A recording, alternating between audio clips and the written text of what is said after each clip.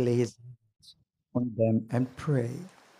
The disciple rebuked them, but Jesus said, "Let the children come to me and do not prevent them, for the kingdom of heaven belongs to such as this." After he placed his hand on them, and he went away. The Gospel of the Lord.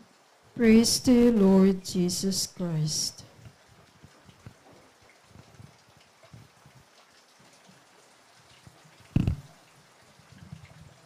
May buntag ninyong tanan. May buntag pa din. Ipadayon ta ang pamalandong may tungod sa pagsaka sa langit sa mga Birhen Maria kay kaniya itong misa dedicated in her honor. Although we also pray due importance to the feast day of San Roque. Kung atong gamiton ang pulong pagsaka sa langit sa mahal nga Birhen, unya si Kristo misaka mampod sa langit. Kung pulong binisaya ang atong gamiton, parehara silang duha misaka padung sa langit. Pero kung atong iningleson, medyo mausab ang atong pagsabot. Kay ang pagsaka sa langit sa mahal nga Birhen gitawag og assumption. Ang pagsaka sa langit ni Kristo gitawag og ascension. So unsa may diferensya sa duha? Una kining pagsaka nila sa langit naghatag kanatong garantiya nga duda day tay pagaadtuan kumubiya ta dining kalibutan na. Sato pa tinuod ay nang ginharian sa Dios nga gitawag nato og langit. Kay kung wala silang musaka padung sa langit, asa marita padung kung ato na yung unya turno sa pagkabanhaw unyan makaambit sa ilang kamayaon dito sa langit. So unsay diferensya sa ascension o assumption? Una, ascension. Kita nasayod nga ang kamatayon sa tao bunga sa pagpakasala o tawhanong elemento nga kabahin sa atong panaw. Unya, si Kristo, anak sa Dios nga gamhanan, nganong miagi man siya kamatayon. Munid akong pangutana, anak guna sa Dios ug gamhanan, nganong miagi siya kamatayon. So gidawat ni Kristo ang elemento nga tawhanon nga mao ang kamatayon, dili aron ipakita nga siya way gahom o helpless, kundili aron makita ang gahom sa iyang pagka-anak sa Dios o sa iyang pagka-Dios. Nganuman, gidawat niya ang kamatayon apan gibuntog niya ang kamatayon pinagi sa iyang gahom sa iyang pagka-Dios. Sa atong pagpadayag sa pagtuo, si Kristo namatay, mikunsad sa mga minatay, 3 ka adlaw. So nagkig-uban siya diha sa mga minatay 3 ka adlaw, apan 3 ka adlaw, nabanhaw siya. Sa to pa, gibuntog niya ang kamatayon, nga gipakita niya mas gamhanan siya kontra sa kamatayon, nga bunga sa sala, nga panulundon, gikan kang Adan o kang Eva. So ako ng usbon, si Kristo miagig kamatayon, usa pa siya na banhaw ug dayon misaka sa langit. Sa assumption, si Maria wa muagig kamatayon.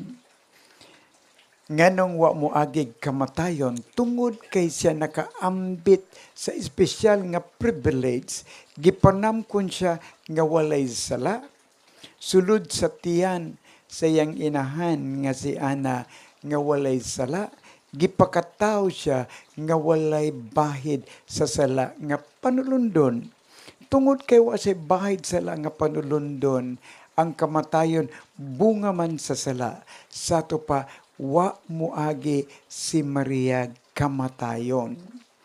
Unya, mo nang naisulat sa mga spiritual writers and theologians nga si Maria nahikatulog lamang og sa iyang pagkatulog mikayab siya ngadto sa langit.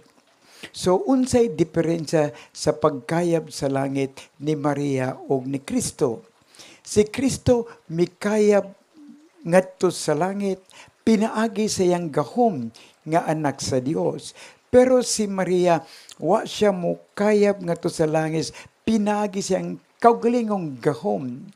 Mikayab sa langit tungod sa gahom gikan sa iyang anak nga Kristo. Mo na gitawag nato kinahanglan nga maklaro nato nga lahi ang pagkayab ni Kristo ug sa mahal nga birhen. Kay si Kristo mikayab sa iyang gahom and authority sa iyang pagka-Dios ug pagkanak si Maria. Apan si Maria walay gahom pagkayab ngadto sa langit, mo nang pinaagi sa gahom sa iyang anak Kristo. Kung inyong hinumduman, si kanhi Erap Estrada maingon nga pag may pinagsamahan, walang iwanan. Mo nang giingon sa divine reading kagahapon, divine office reading, dili may tabo nga biyaan ni Kristo ang iyang inahan. So, Mother dear, sorry na lang, ako ray pwedeng musaka ngadto sa langit. Mo na kong ingon kung may pinagsamahan, anak ug inahan, di siya makatugod nga biyaan niya ang iyang anak, iyang inahan dinhi sa kalibutan. Mo na pinagi siyang gahom sa pag-anak ka Dios, iyang gipakita ang iyang pagmahal, iyang gipasaka sa langit ang mahal nga birin nga wala muagig kamatayon. Munay nakanindot sa ilang duha.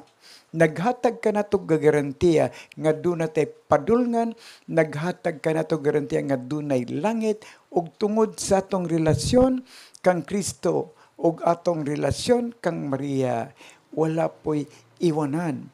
Dili may tabo nga di tadanon pod ni Kristo uban sa mangaliya sa mahal nga birhen ngadto sa ginharian sa Dios sa langit. Mo na gitawag nato mga detalye nga angay natong masabot. Kay dili pareha ang pagsaka sa langit ni Maria ug ni Jesus akong usbon. Misakas si Kristo sa langit, pinagi siyang gahom. Apan si Maria, misaka sa langit, pinagi sa gahom sa iyang bugtong anak ng Kristo nga anak sa Dios. Motong kagahapon, atong gipabalandun the Assumption of the Blessed Virgin Mary nga dako kay piyesta sa atong pagkasimbahan. Ug matutong kagahapon gipadayag sa Ebanghelyo ang nindot kayo nga panghitabo gitawag pagduaw sa mahal nga birhen kang Isabel. Nakadungog si Maria nga nanamkon iyang igagaw nga si Elizabeth o Isabel nga nag-edad nag 70 anyos kapin. So kinsay dili makurat hala ang akong igagaw mimaddos sa edad nga 70 anyos kapin ug gilamdagan sa Espiritu Santo adtua ang imong igagaw, silbihi siya kayang pagpanangkon dili pinaagi sa ordinaryong paagi kundi pinaagi sa gahom sa Espiritu Santo. O mo nang nakurat si Elizabeth, hala ni man ang akong igagaw nga taga Nazareth. Kadako nilang kanang gap, no? Imagine si Tinta ug si Maria either 16 or 18 years old that time. Muralag apo niya si Maria, moto sa kalip pag-abot ni Maria. Linandagan sa Espiritu Santo na himong propeta si Santa Elizabeth. Pag-ingon niya, nga naman, nga inahan sa Dios, mianhi kanako. Kaya pagkita ko kanimo bisa ng akong anak nga laing propeta sa Dios nagpadayag pinaagi sa pag-ulpot-ulpot sa kalipay diri sa akong sabakan. Sa ato pa, wala sa tawhanong paagi nga nakaila si Elizabeth o si San Juan sa gimabdos ni Maria, kundi pinaagi sa gahom sa Espiritu Santo diha kanila. So si Elizabeth nahimong prophet. Bulahan ka sa mubayang tanan o bulahan ang bunga sa tiyan mo nga sa Jesus. Si San Juan, bisan pa siya di makasulti, a prophet indeed. Nagpaila nga dili ordinaryo ni nga babae o di ordinaryo nga tao ang iyang gimabtos. Motong nag-ulpot-ulpot siya sa kalipay. Bisag unom pa siya sa kabuhan, sa sabakan, sa mahal nga birhen. Ug human sa tulo ka buwan nga pag-agap, pagsilbi ni Maria, natural siyam ka buwan nanganak na si Elizabeth. Ug motong ang gitawag nato si San Juan nga magbubunyag iyang identity ug iyang trademark.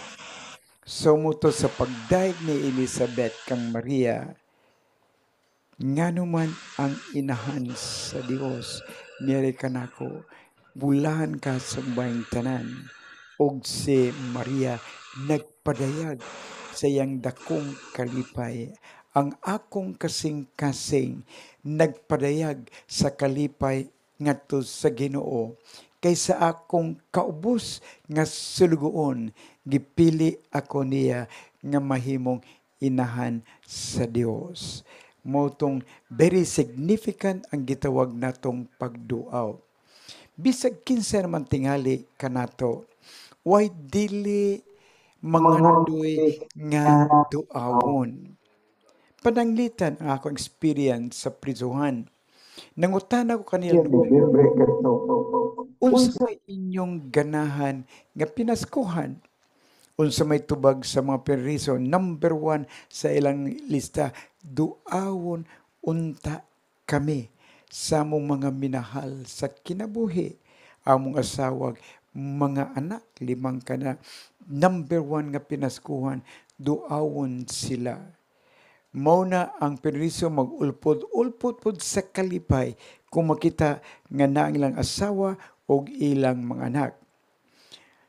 Sa pag-adto na akong buwan Disyembre, di usa ka periso nga akong gipangutana, nganong nagdangoy-ngoy man ka, hapit na barya ang Pasko karon. Wa magukudaawa, Pader, sa akong asawa. Oh, nganong wa man nakalimot ang iyang asawa? Dili man, Pader, lain na may miduaw sa akong asawa, samtang ni ako sa prisuhan. Ang usang mingo naghilak pod, Pader, sawa nako sa mong balay, ang akong asawa gi-assume og lain pod sa man siya kana siyang utang nga gi-assume ang imong asawa. Mo nay gingon sa kanta, napakasakit Kuya Eddie sa panghitabo. Ikaduha kani masakiton, ganahan baya na sila nga naay muduaw kanila. Usa ka sakit para sa kulturang Pilipino. Kumusakit pagani ang tao, wagi mo tan-aw sa atong panagway. Wagi makahinumdom gawas sa pipilaa sa pagduaw. Pero tan-awa kung hayaon na ta. Pagkadaghan kayong muduaw nga makaprintihan, muingon pag nganong wa mi pahibawa nasakit di ay si atong iyaan. Unya, kumuduaw pagyod, wa kaduaw sa buhi pa ta. Kung patay na ta, usa mo tan-aw sa atong panagway sa suod sa lungon. Mao na ka nang minatay, kung makasulti pa lang, nganong karon ramang ka miduaw, di ba? Nganong karon ramang ka mipakita kung kanusa, wa kung matay, di ta magkita. O bisag kani si atong si mother nato, di ba? Pila ramang goy muduaw kaniya. Bisan tingalig minahal niya sa kinabuhi.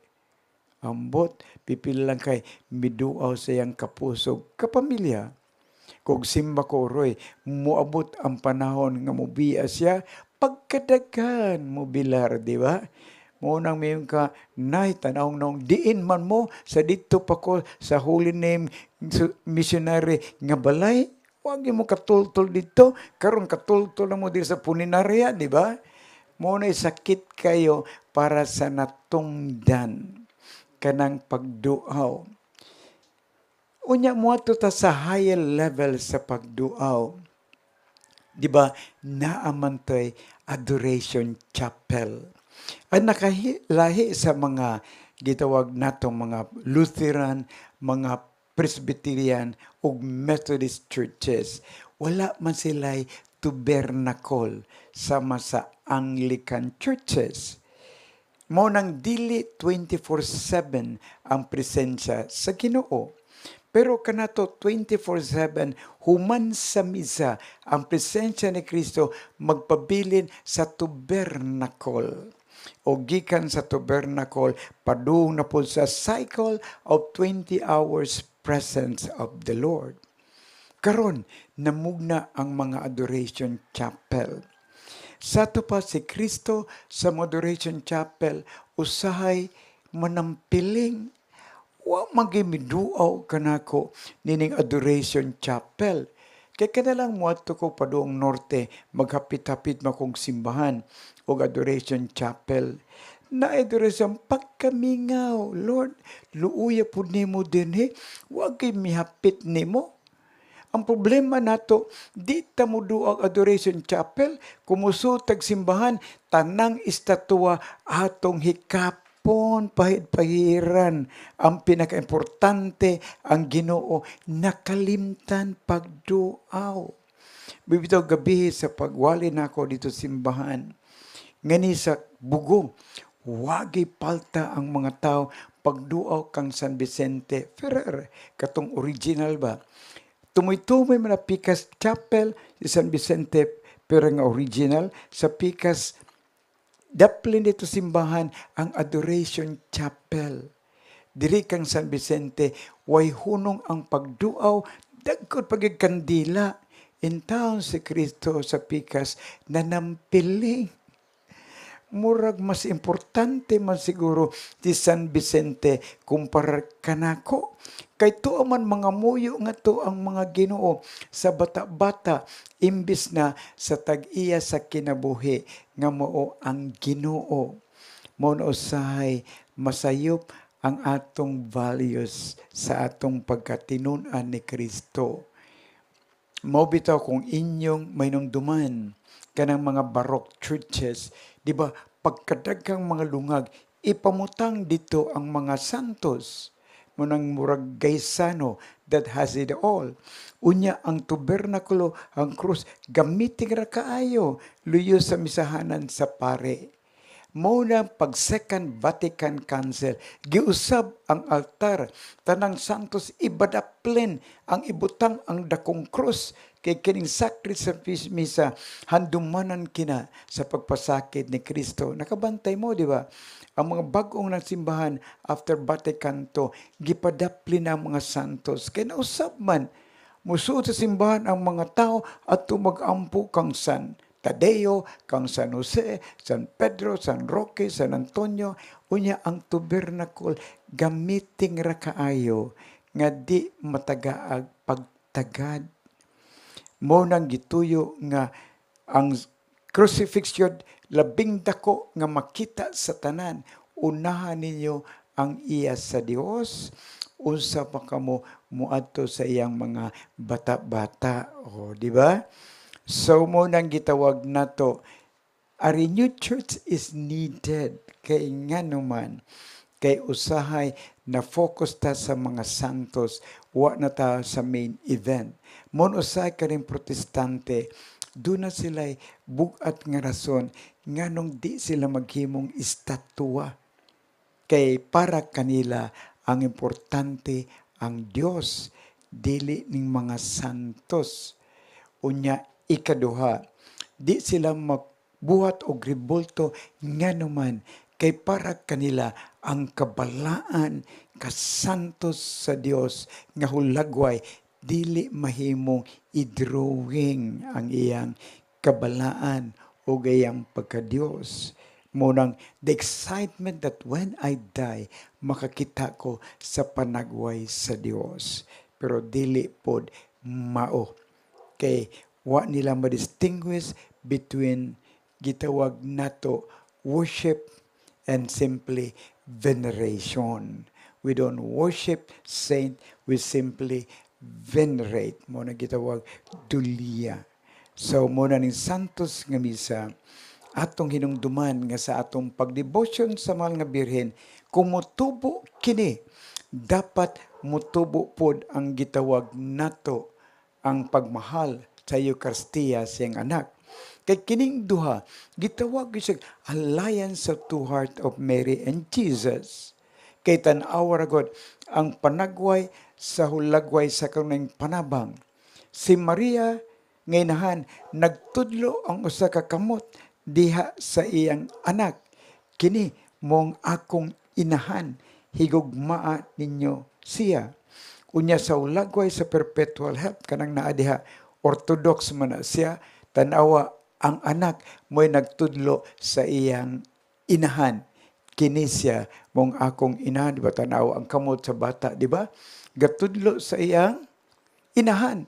Sa ato pa, sa atong Western churches, si Maria nagtudlo, kini mo'y akong anak. Sa Orthodox churches, si Kristo nagtudlo, kini mong akong inahan. O mo na'y nindot kayo nga tandem. Nga sa ato pa, dili nato mahimong buwagon ang pagmahal sa mahal nga birhen o sa iyang anak. And the more we grow in love of the Blessed Virgin Mary, the more we become Eucharistic person. Ug na magani mga theologian maingon nga bisan sa atong pagkalawat, di nato mahimulag ang presensya ni Maria, kay ang flesh and blood of the Blessed Virgin Mary is integrated into the flesh and blood of Jesus Christ, aside from the element of divinity. Kay di man Ginoo si Maria. So what a beautiful theology. The alliance of two hearts, the alliance of two persons who cherish one another present. This is my son, this is my mother.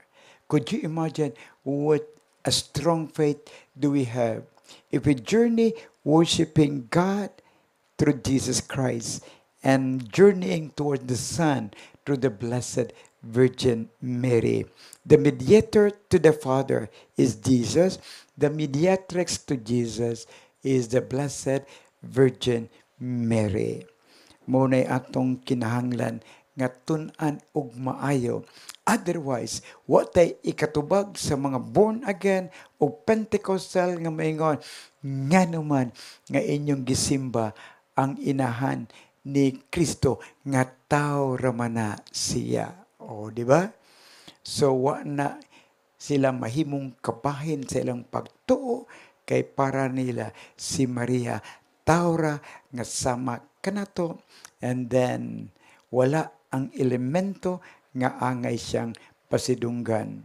Kung si Kristo tingali ang pasultion, panuklo ni sila, kawa ninyo'y ayo, akong inahan, di ninyo tahuron, akong inahan, di ninyo sundon og pamation. Walay logic, di ba? Be kamo kuno, kamo retagdon kay mayor mo, ang inyong anak kay mayokmok man, way ayo, dili tagdon. Kay kini si mother, kung halang doon pa ni siya, ipasigarbo ni sa iyang mga anak o sa iyang mga apo. O, di ba?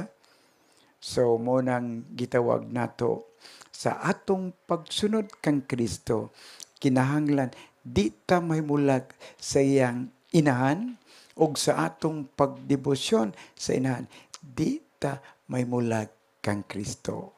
Amen. Manindog palihog. Let us turn to God our Father.